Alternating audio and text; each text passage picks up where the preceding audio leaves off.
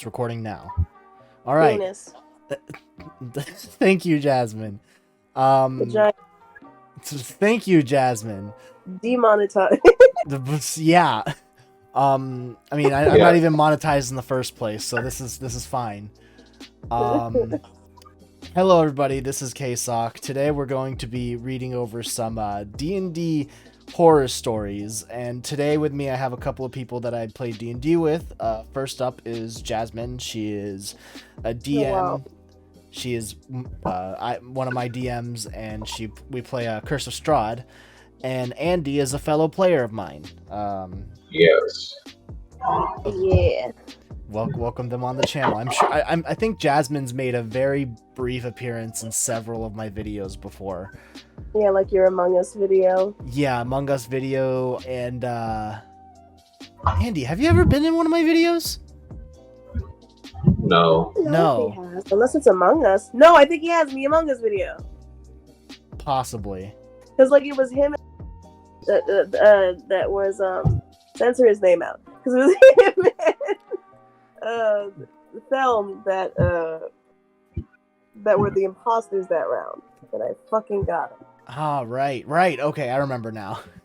So, we have a lot of these stories seems to be in regards to, like, people not knowing social norms, I guess. So, like, nerds not knowing social norms. Especially in regards to, like, flirting or, like, trying to get with other people. Yeah. Kind They're of trying to roll a natural 20, but they just keep rolling ones. like, yeah, this game that we gatekeep, it's a great way to get hot chicks, bruh. Yeah, totally. Do we want to focus on one of those stories? Like a weird relationship Whichever one based you one? find, I'm down with. And if there are trigger warnings, I would probably put them in your video just in case. Yeah. Trying to find this one. Rock Golem PC harasses my half-orc PC because they want to date her. No. Now, there's a couple questions that I have in my head here. So, like, does the player themselves want to date the character, or does the player's character want to date the character? I think it depends on how noob or how into this game they are. So this horror story is from user That Dark DM Arc from 4 days ago. We have starting off. Today is a shorter story about a campaign I was briefly in. Same half-orc PC as last time, so it looks like we have a regular on our hands. People involved: a new DM had never ran a campaign before, a rock golem PC who I'll refer to as RG, and me, a half-orc rogue. For context, these were a group of friends that ran D&D I was a part of. Wow, the grammar. That ran D&D I was a part of. Most weren't all that bad out of the game, but after a while became worse collectively, with RG's character causing a lot of problems. I have since left the group and don't talk or play with any of them anymore. Wow, so that's this does seem fairly toxic. So this was DM's first game. He was in our group. Group, and wanted to try his. It says R-A-R-E. He was. Can you put this in a bit higher quality, because I'm on my phone and it looks really pixelated. Okay. You zoom in on it. Oh. Just pretend to be. Oh shit! Now it's better. Now it's better. Okay. Just zoom in a shit ton. Got it. Yeah. Yes. So DM's first. Where were we? DM's first game, he was in our group and wanted to try his hand at being a DM, and the regular group agreed the other players aren't important as they weren't very involved for the short-lived campaign. We were in a town when RG fell from the sky with no memory onto a house. My character... So he's a Stitch. Yeah. Just a rock golem that fell from the sky. Got it. My character took a disliking to this as it nearly hurt innocent people, and while they were okay with stealing injury and killing the innocent was not on the table. Oh my Jesus, this god. grammar, like, this is triggering my inner teacher. Nonetheless. Oh my god. That's one word and it's spelled wrong. RG. Nonetheless, RG joined the party and right away wouldn't let my character out of his sight, refusing to let them go anywhere without them or move out of their sight. While with them, they would look at certain areas of my character. You can guess where, and flirt with them, which boiled down to sexist remarks about how his PC was a man that could treat her right and such. Aw, them elbows, them kneecaps. Yeah, the meaty elbows of a beautiful elven woman. How much would have been, how even more awkward it could have been if the person playing this PC was a dude getting harassed by this other dude. It probably was. Which probably happens a lot. Yeah. Alright, so... And by a lot, I put in quotation marks. Mm-hmm. Where were we? Sexist remarks about how this PC was a man that could treat her right and such. The party slipped up for a bit, and RG came... Oh, split. The party split up for a bit, and RG came with me. I tried to avoid him, but he refused to leave my half-orc alone, as they said they wanted to protect her. It had to unwillingly agree as getting away from them as nearly possible. Was nearly impossible, and the DM, instead of stepping in, stayed out of it mostly. The DMs has to police this kind of shit. Also, the players have to like vocalize their concerns, if not with the rest of the table, perhaps, but with the DM at least. Yeah, but I can understand how when you're playing, you don't know when to speak up. You don't want to interrupt people playing the game. But like, if this person is causing that much of a problem, like again, DMs shouldn't let that slide, because it's not only a distraction of the story you created for the game, but also like it does make people uncomfortable. You gotta really, you can't be KY to it. You know what I mean? Yeah. This really can't. Like, for example, this doesn't involve player characters per se. It was mostly with my NPCs. Like when you guys and I did battle practice, and K-Sawk, you weren't a part of it. Andy was flirting with so many NPCs, him and Caesar, and Twilight, and I had to, like, because it took so long, and while it was really fucking funny and really fun, it was like, okay, we gotta move on with the quest because we've got like a certain amount of time today or that day. And I had 2 NPCs that were at the tavern just working together, but because they kept flirting with them so much, I'm like, okay, they're married. And then it just became awkward every time they flirted. It's like I'm flirting with the stable, healthy relationship, and I'm like, yeah, you are. Oh boy, I mean, like, I understand, like, flirting, and I think it's a fun way to do things, but only if people are comfortable. Like, consent is beautiful, and, like, it's definitely a necessary thing, especially if it involves another player character. Because at that point, like, it's not just another... Go ahead, sorry. It's not like another person, like a character on a page that's just a bunch of words. You're dealing with possibly an extension of someone's personality. And if they're not comfortable with acting out those situations, then you're definitely like infringing upon their individuality and their person. So like, it's definitely a lot more careful. Yeah. So talking about Jacques the Lock. Again, no, Jacques the Lock is a beautiful man. Your character got very lucky with a willing and able NPC character that Caesar had, and I missed it. I was so sad. That was a fun story. He's a beautiful man. The fucking Ram Ranch night. Ooh. Yes. It was recorded, right? It was recorded. It's I think it's posted somewhere. I gotta check it out. The yeehaw chuckle fucks. All right, so party split up. Okay. Unwillingly agree to get away. And Which is very DM uncomfortable around this person's character. Yeah, DM stayed away from it mostly. By the end of the session, as it was mostly walking around and shopping for the first and really only session, I had my half-orc go to a store to get some more rogue-esque clothing. ESK. Rogue-esque.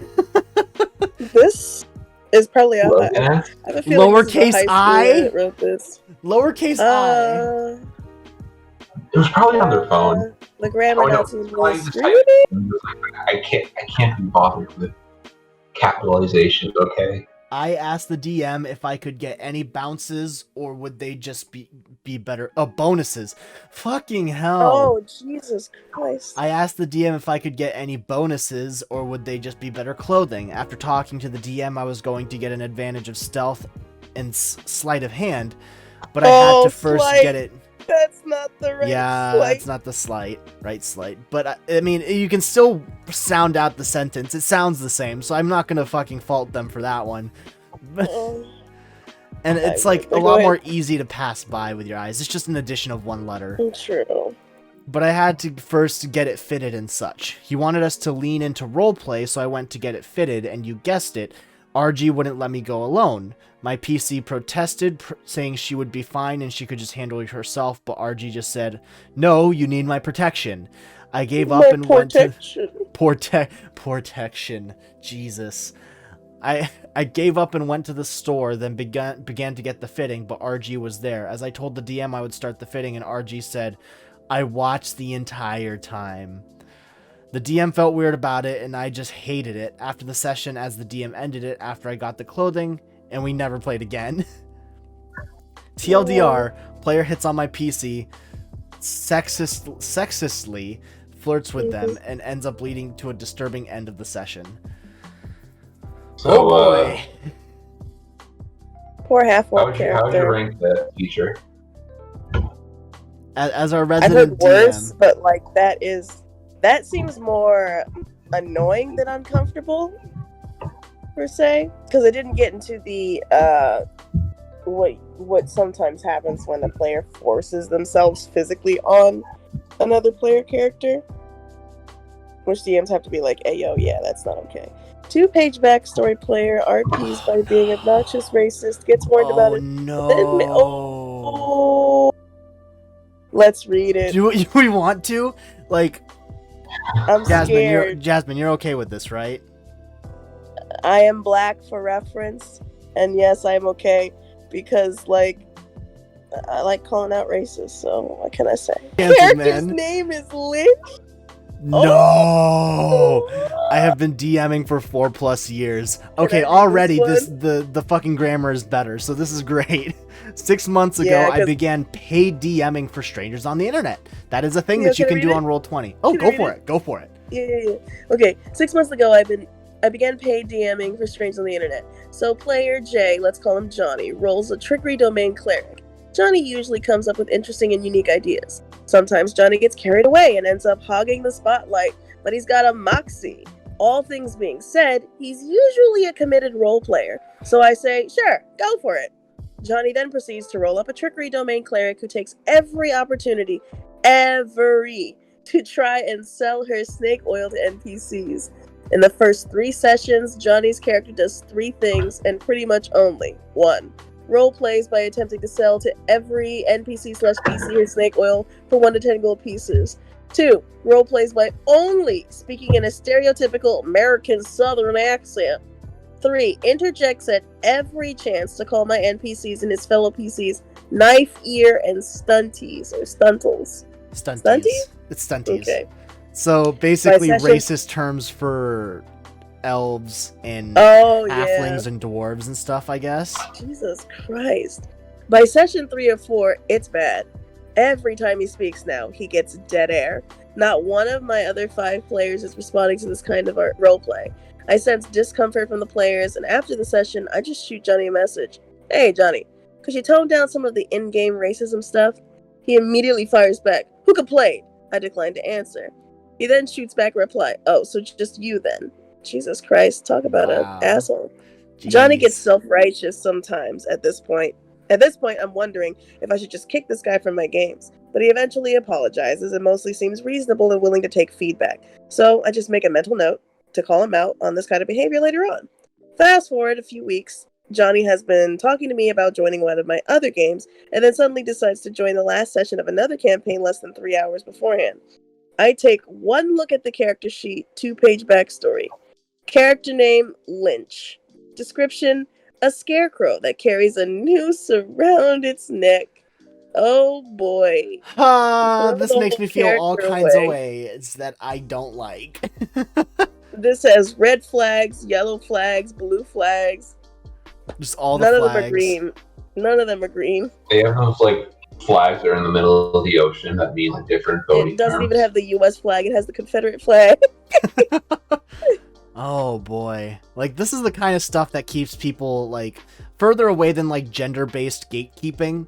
Like, this is the kind of shit that keeps, like, race-based gatekeeping, like, prevalent, and I don't like it. Yeah, it's not okay. Yeah. For me, like, when you add racism in a gameplay, it has to have some kind of meaning behind it. It can't just be like, have a racist character because, it's a shitty allegory to what we go through in real life. Like, it has to be more of a point to it.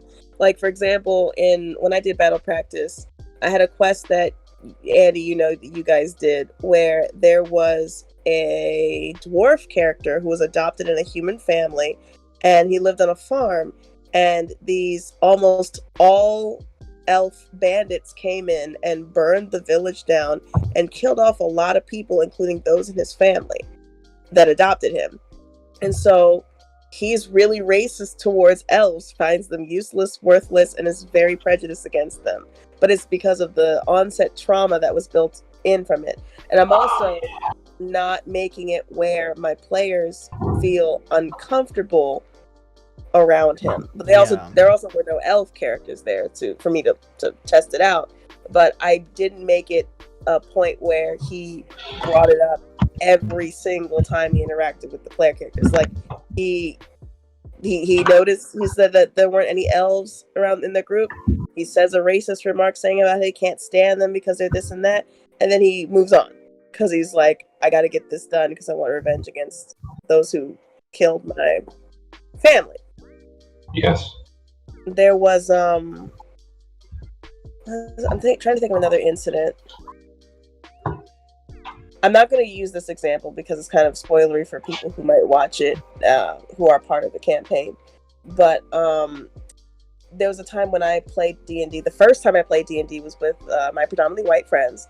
And I had two of my black girl friends who joined in to play the game. And we had one of our white friends play a dark elf. And they were the only one that got singled out for when we went into like a small town that was racist against dark elves. And my black friends and I had a field day with it because I think she got called darky, and we lost our shit. Like, we were laughing hysterically at it because they're like, quiet darky, and we're like, ha. And then my friend just sat there quiet, like, I'm not comfortable because I'm getting called darky. And we're like, now you know how I feel. Like, that was just another side thing that from like, almost 10 years ago, we played D&D. Other than that incident, like, we were like, oh, okay, they're racist against dark elves. We had this one comment, had a laugh at it, and then it didn't bump down the whole gameplay, is what I'm trying to say. Yeah. Like, it had our moment, we had our laughs, and then, if it becomes a redundant thing, which it seems like this person's playing their character as, it becomes boring real quick, it becomes a drag, and you become like a one-note character. Mm-hmm. Basically, don't be a minstrel show. Nobody likes that. And I think this also goes to show, like, this is I've seen the things about, like, places where you can DM and get paid for it for strangers, and like, I've considered it, but this is kind of like the big reason that I haven't done it before, is because you don't know what kind of people that you're going to run into. And for people that have been on the internet for long enough, it's pretty much a cesspool. I mean, I wouldn't know because I've never had the experience. I've only had more really positive experiences. Mm-hmm. Like, since you're looking up DMing stuff, or you've considered DMing, being paid to DM, like, what's it like? Like, do you go on, like, I don't know, Craigslist or I think Roll20. Go on Craigslist. Need a cool looking Roll20? DM. Roll20 has a game finder. Oh. And I think this is on the screen share thing. Yes, but yeah, there's certain games where it's pay to play, and a DM will open a set amount of spots, and they'll have a game that they want to play, and they'll be paid to DM. Oh, that's kind of cool. And like, I'm guessing that if you do it well enough and you start, like, I think Matt Mercer, like, for example, gets paid to DM, especially like all those one shots that he does where he gets paid to show up at a at like some kind of convention and do a thematic one shot. Mm-hmm. Stuff like that. It is possible to get paid. It is really cool. Because I would want to know, like, sorry if this video is getting, like, sidetracked, but, like, because I like DMing, and I'm interested in possibly getting paid to DM, but, like, the way I DM, I do a lot of prep work, and I like to incorporate people's backgrounds for one-offs. So what would probably happen is I do the same one-off again and again, but, like, just to, you know, dip people's toes into to DMing. Because I've also been a teacher, so I like to take my time to help people explain to them, like, how to do combat, what AC means, what your D20 dice does mostly, and damage dice and all that stuff. So I don't mind doing that. That's usually I would think is my forte. Yeah, I think people will get the wrong idea with me, though, about me being super experienced, because I have, like, I need to check to see how many hours I have on Roll20, and it's mostly because of me staying idle and setting up maps and shit. Oh, I have 1,500 hours. I'm about to have 1,600 hours. Probably have like 5. Anyway, thank you for user Tangalicious for writing that story. And sharing your experience. I just found another one by user WiccaKid13. My uncle's ex becomes a home-wrecking homophobe. Andy, do you want to read that one? You know what? Yes. Okay, so it's not too long. Let's do it. Yeah. Okay. Some backstory. My parents have a family friend who I will call my Oonts. Is one of the best guys I've ever met. He got married to this woman who I'll call Homewrecker.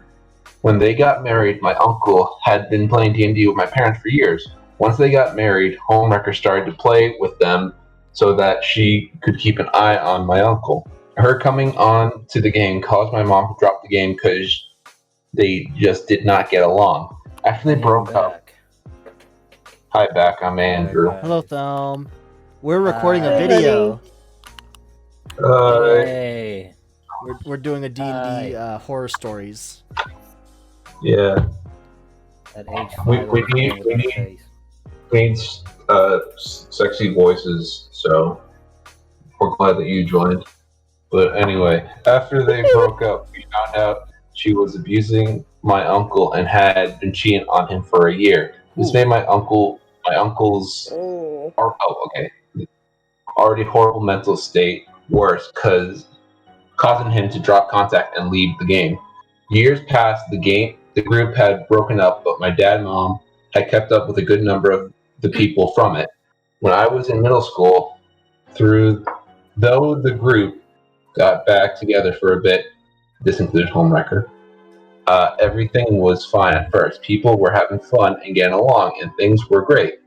At some point when I was in high school, my father started to play Pathfinder with some of the people and had my uncle come along. He only lasts one game before he got busy.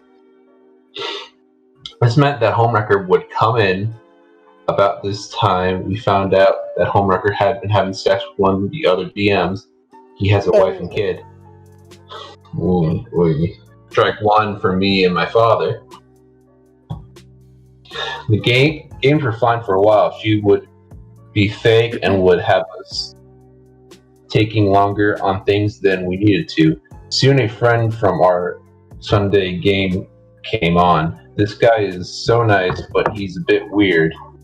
he might be on the spectrum, but I don't know for sure.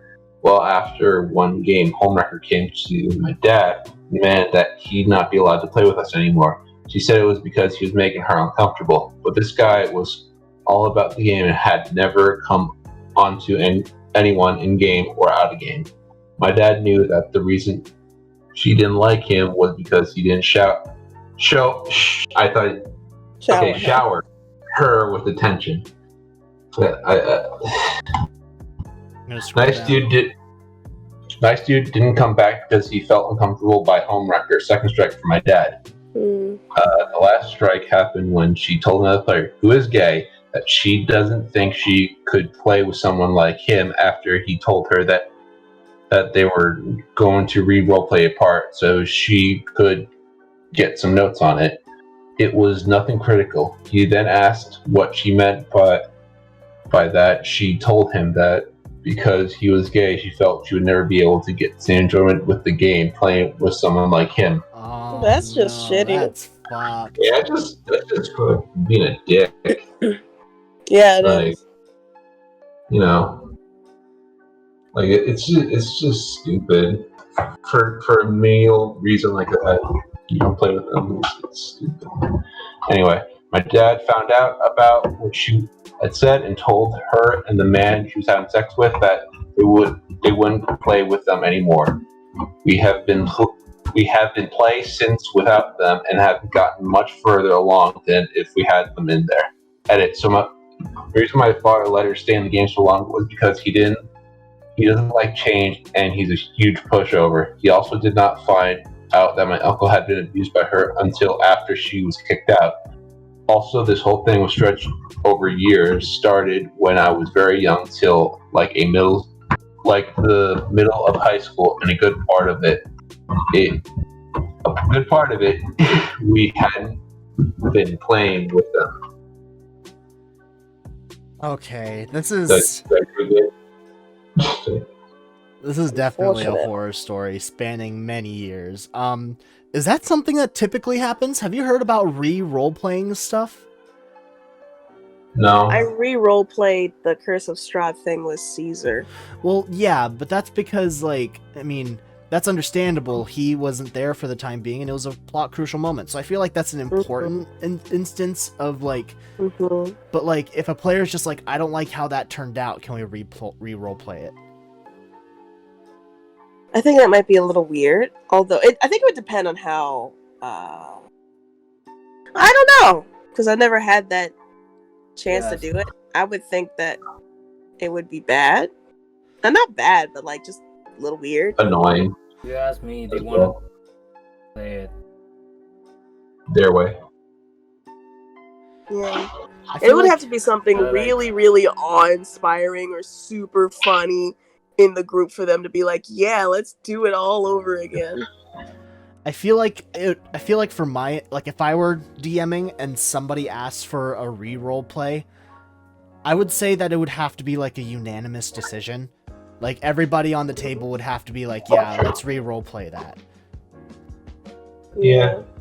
For example, I'm fine with you guys re-roll playing in Curse of Strahd for the civilians you ran into, because I kind of didn't have anything for Valaki. We had so much time left over, and after you guys read it, but I was we were gonna pretend it didn't happen so you guys could re-roll play because there was more content for you. So there was that was out of not necessarily necessity, but there was more content for you guys, so it had more filling and more worth as opposed to just role playing at random.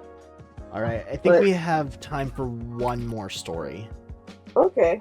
Let's look at this month, and we'll see at the top stories this month. They score 20 minutes after the game is scheduled to start. True. That hurts. That hurts a little bit. Only 30% of the time it's me. So this one's from 5 days ago, and it has 3.2k. It's a longer one. One sentence horror story. User Tankoman. You guys are my normal group. My other one is full of lesbians and trans people. Oh my god. What do you mean? That is my normal group. That's the only kinds of groups I play in. Also, Yeah, it's just normal player people, to be entirely characters honest. can be whatever they want. Yeah. I feel like this Yeah. is a Caesar complaint with my NPCs. All of them are gay or married. I can't do anything. I can't walk. It's sad. But then again, that's something I would probably say too. Like a year ago. Oh my god. A year ago. Why? Okay. I want Ooh. All right. Okay, So one last should I- story. to. Okay. Thelm, do you want to read this, or should I read it? Or it is a longer one. You got the grammar crazy one, so you can probably read one that's not gonna give you a This heart one- attack. This one does seem fairly well grammared. So, you always pick a dog or wolf. Pick something different. Why are you crying? Oh no. So this was posted by user The Last Holdout, and it seems to be a Pathfinder game, but there's a lot of crossover with D&D. It shouldn't be too difficult, right? Okay, do we just start? Yes. Sure. Okay. Title. You always pick a dog or a wolf. Pick something different. Why? Why are you crying? Oh no. I don't get it. I've been playing tabletop games, mostly Pathfinder, for about 4 or 5 years now. In that time, at least half of the characters I've made have had animal companions, with one exception. My animal companion has always been a canine. Canine. Dog or wolf. This stretches back to my very first ever tabletop character, who was a ranger and picked up a wolf named Woofles when I got into level 4. I've always been unusually emotionally attached to my animal companions as well. One of the only 2 times I got pissed off at a DM was when Woofles the first was literally torn to shreds by a gug around level 9. I'm guessing a Gug is like funny some because I kind have of no idea. Gug is some no kind of idea what Pathfinder D&D. monster. I don't know. Let's look this up. Pathfinder Gug. Oh, these things are Oh. freaky looking creatures. Oh god. It's I would be mad too if I lost my It's a puppy to Venus that. flytrap monkey arms. Monkey. poor Woofles. Or Woofles. It's like I want a to become carnivorous monkey arms. plant, but except it has what's called, it has a body. Okay. Trying to shoot the cook around level 9. Anyway, several years back, I found a group of friends through my best friend who regularly play Pathfinder and other games, and I mostly stuck with them since. And the guy who regularly DMs, we'll call him Tom, has taken notice of how often I will have a wolf or dog at my side. Alright? Recently, Tom has been calling me out on this pattern. It started out as teasing, but then started to morph into frustrated scolding on his part. It came to a head when I started a brawler character in a game run by my best friend in which Tom was also a player.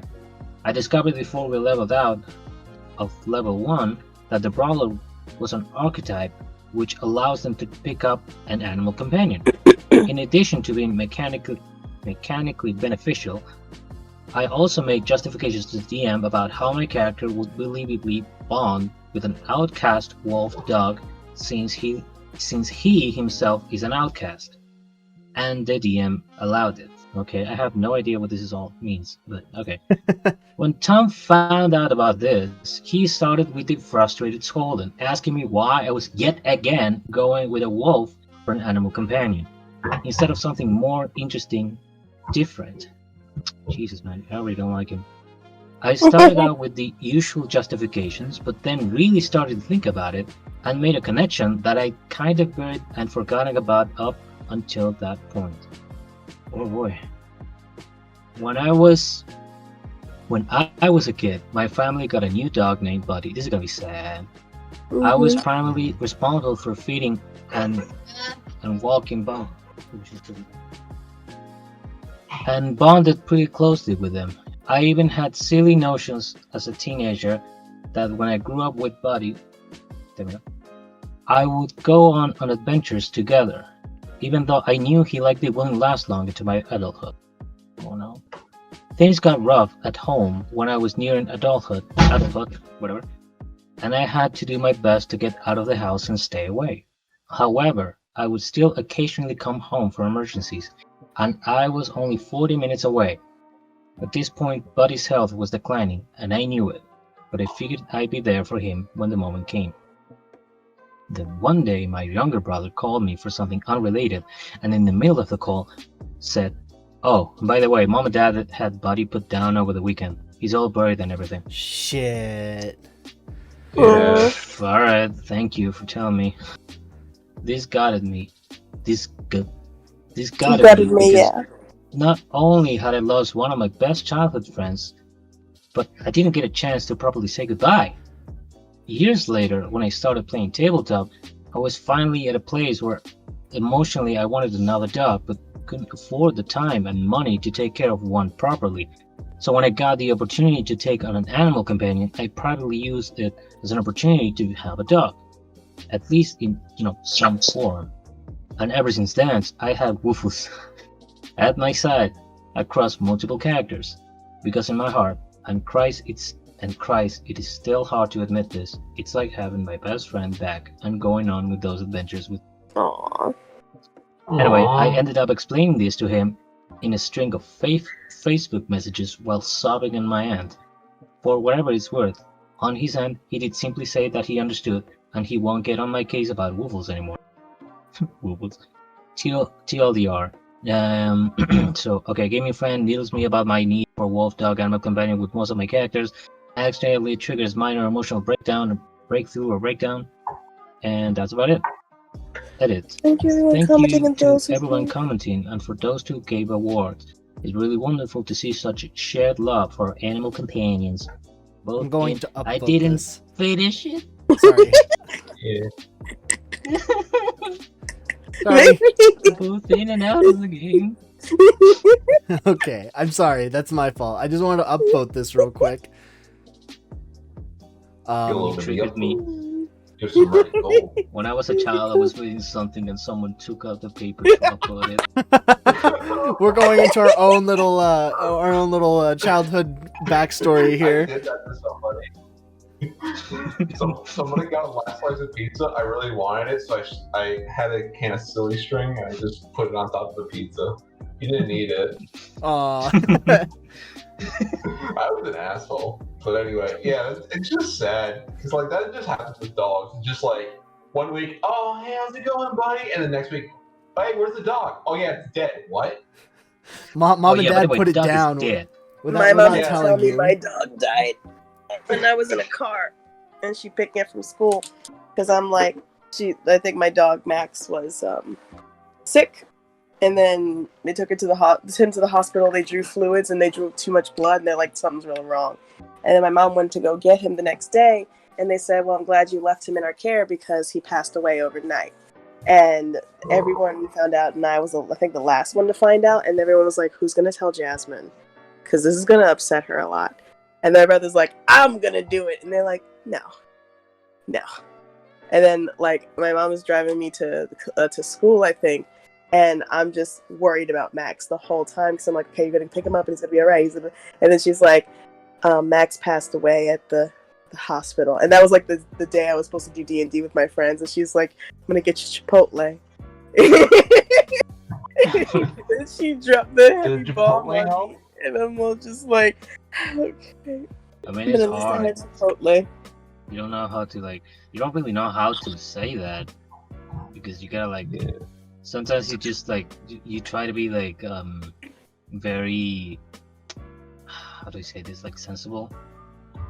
I don't know the right word, but, like, you prepare the person for what's coming, and they already get, like, anxious and sad, because they kind of know that what you're gonna say, and then you say it, and then you're like, so instead of going through that, they just be like, oh, hey, this guy died. All right, see ya. Yeah, and it made me upset, especially. Yeah, and Max's death especially upset me, because when my first dog, Sassy, passed away, it was kind of my fault, because she got hit by a car when she chased a cat, and that traumatized me for like 10 plus years. And then I always told myself I wanted to be there for Maxie when he passed away, and I once again could not be. So that upset me. Yeah, that's hard. Yeah. When you get a new dog, you And now she's sick. shower them with love.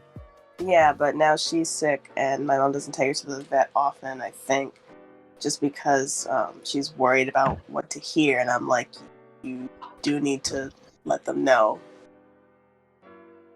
So it might be a third time where I'm not there for a dog. Aww. But, yeah. Dogs. Trauma all around. I feel like Yeah. like if I were a DM in this case, like it seems like their games are fairly short, so they hop around characters a lot. Mm-hmm. But if I were a DM in some case, I feel like I would build a campaign around that, like some kind of wolf deity or something. Mm-hmm. I feel like that would be a really fun. That was like created from all the mistreated dogs in the world, and you had to like appease it, like I don't know, petting dogs and shit. The patron father of stray dogs or lost dogs or something like that. The king of the dogs becomes your companion. So yeah, I mean, if like maybe not like the dog god becomes a partner, but like I'm thinking maybe like one of the dog's right hand dogs, or like Oh yeah, that'd be cute. I send unto you my my most loyal companions, buddy. I send unto you a great warrior. Not only a great warrior, a great companion. Mr. Snuffleupagus, yes, that's who he is. You love pets and you love me. Who's your great companion? Who's your great companion? We're gonna kill out the enemy. You are. Who's gonna kill all those bandits? It would be funny if like the dog companion or like the dog god is like completely unruly and you can't control them unless you bring treats. If you bring treats, you're a friend. Oh yeah. Just like, but it's just like a normal treat. Just like nothing. Everything. But he still acts like a dog. He like acts all human-like and all god-like, except when you give him a treat, it's like Bork, bark, bark, bork, bork. He has full speech, so he doesn't bark like normal dogs do, but he just says bork and bark over and over. Bork, bark. Was imagining saying Borg at the speed of light. It's like Goes Undertale. back His and barks forth. produce like tangible words that like you have to dodge and shit. Backward long jumps using the word bork. All right, thanks for recording this with me, guys. I really appreciate it. No problem. Roll call. Very awesome. Let's go from the top of the list. We got Andy. We got Yo, it's your boy Thelm. Andy. Hi. Hello. And we got Jasmine. What's up, bitches? So Swearing. it's fine. I swear all the time in my videos. Don't fucking swear. Yeah, don't fucking swear in his fucking shit. Literally, he started this Shit. video, and I said penis and vagine. And now we will end this video with balls and titties. There we go. I think we covered all of the sexual organs at this point. What Except about for the elbows. We haven't covered elbows. Oh yeah, the elbow. The elbow's the most The beautiful elbows. part of a person. The fucking cuticles. That shit's The kneecaps. hot. Kneecaps. Toenails. The gooch. Fuck. Alright. Thanks for watching, everybody. I hope you enjoyed this crash course of a fucking trash dumpster fire. Thanks for the people The name. who thanks for the people who wrote the stories. And I'll see you guys next time. Bye, everybody. Titties. Goodbye, tits. Big tits.